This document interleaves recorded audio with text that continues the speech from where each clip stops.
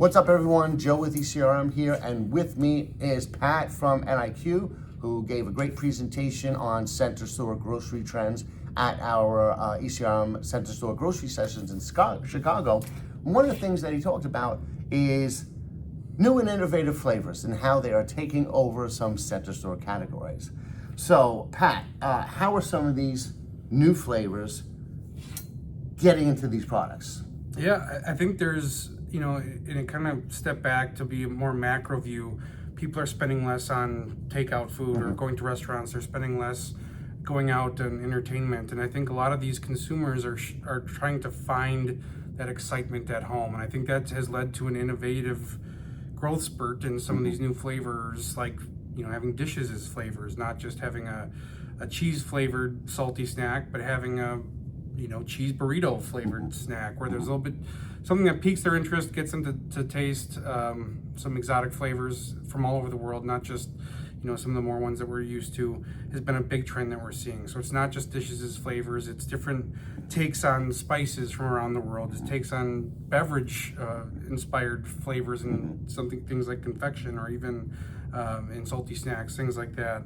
Or even some of those childhood nostalgia plays, like a cake flavored something or other.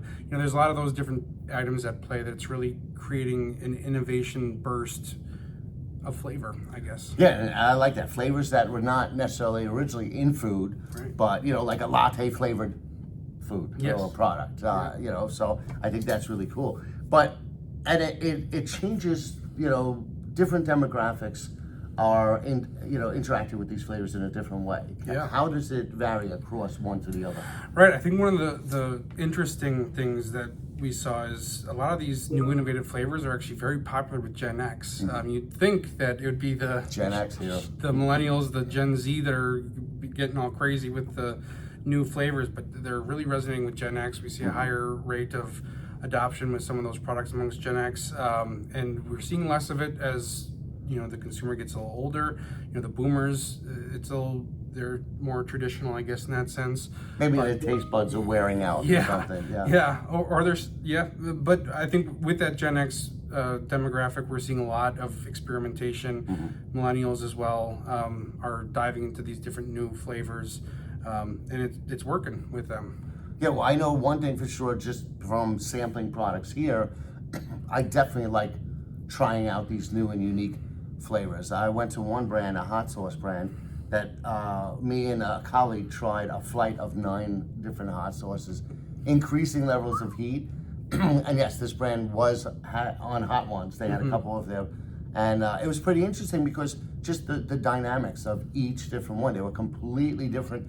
Sure, they were hot, but it was really cool tasting the different things and I'm figuring out what it could be used for. So yes, the Gen Xers are still into that, and I'm into flavors a lot more now than I used to be, especially cooking at home. I'm looking for interesting ways of I tend to eat the same meals, like rotate through the same types of meals, but incorporating different flavors into them really helps make it interesting. For sure. So, but functional benefits, they're also looking for functional benefits. Can you talk a little bit about that? Yeah, I think this all speaks to that, the price increases, making things more affordable, but not sacrificing on quality. They're looking for those innovative flavors, but also to have that value show itself in other functional ways, like having prebiotics, having protein fused in with their snacks and food that they're eating, more fiber, no sugar.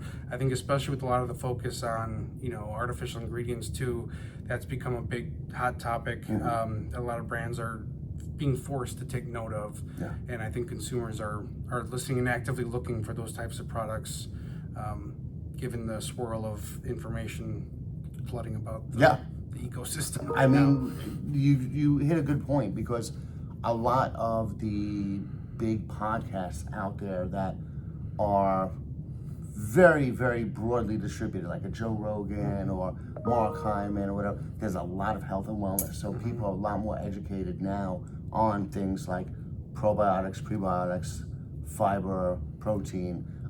So they're looking for that. It's impacting the way they look at it. And it's become more mainstream now, the health and wellness discussion. Right. So it's no surprise to see it working its way even through center store items. So. Yeah, it's differentiating in that value proposition, which I think consumers are attracted. Yeah, it's got all these new cool flavors, and by the way, you got some functional benefits. Right. So awesome. Well, thanks for the presentation and thanks for joining us. Thank you. All right. Appreciate it.